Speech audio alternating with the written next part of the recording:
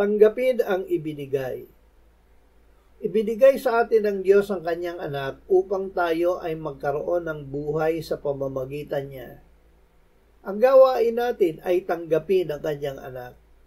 Gawin natin ito araw-araw sa pamamagitan ng pakikinig ng salita ng Diyos na lumilikha sa atin ng pananampalataya na ang gawa ay pag-ibig sa Diyos.